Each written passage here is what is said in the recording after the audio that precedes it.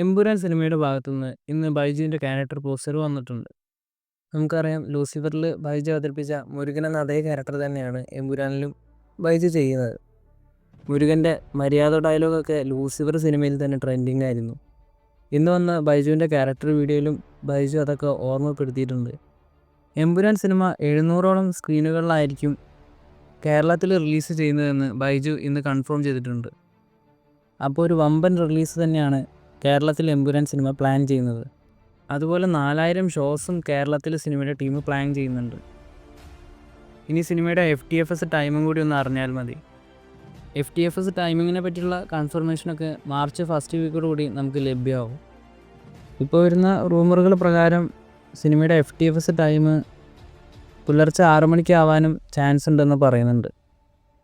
എന്തായാലും ഒഫീഷ്യൽ അപ്ഡേറ്റിനായിട്ട് നമുക്ക് കാത്തിരിക്കാം. എമ്പുരാൻ സിനിമയുടെ കൂടുതൽ അപ്ഡേറ്റുകളുമായി അടുത്തൊരു വീഡിയോയിൽ കാണാം.